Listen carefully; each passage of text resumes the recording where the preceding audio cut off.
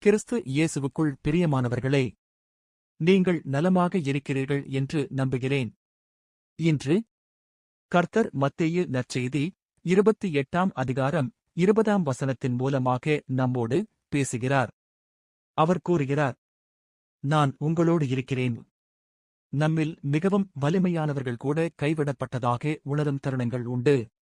பரலோகத்தின் மௌனம் எந்த புயலையும் விட கடுமையாக தோன்றும் நேரங்கள் அவை. அத்தகைய நேரங்களில் இயேசுவின் இந்த வாக்குறுதி, நான் உங்களோடு இருக்கிறேன், நம் உள்ளங்களை அமைதிப்படுத்துகிறது. மகிழ்ச்சியில் மட்டுமல்ல, காத்திருப்பின் வேதனையிலும் கீழ்ப்படிதலின் தனிமையிலும் யாரும் பார்க்காத போது சரியானதை செய்வதற்கான அமைதியான தைரியத்திலும் அவர் நம்மோடு இருக்கிறார். அவர் தூரத்திலிருந்து வேடிக்கை பார்க்கும் ஒரு கடவுள் அல்ல. அவர் இம்மானுவேல், நம்மோடு இருக்கும் தேவன். உங்களோடு இருக்கிறார்.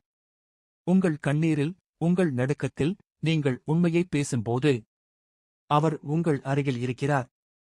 நீங்கள் பரிபூரணமானவர் என்பதால் அல்ல, மாறாக நீங்கள் அவருடையவர் என்பதால்.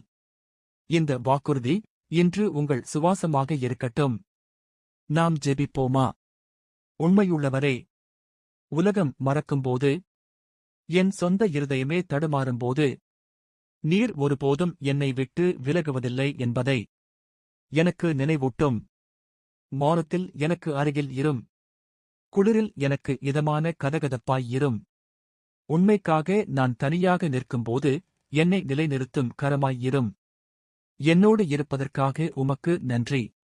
ஒளியில் மட்டுமல்ல, நிழலிலும் நான் உம்முடைய பிரசன்னத்தில் இளைப்பாறுகிறேன், உம்முடைய பலத்தில் எழுகிறேன். இயேசுவின் நாமத்தில் பிதாவே, ஆமென். இது உங்கள் இதயத்தைத் தொட்டிருந்தால், இதை கேட்க வேண்டிய ஒருவருடன் இதை பகிர்ந்து கொள்ளுங்கள். மேலும் தினசரி ஆறுதலுக்கும் தைரியத்திற்கும் லைக் செய்யவும், கருத்து தெரிவிக்கவும், சப்ஸ்கிரைப் செய்யவும்.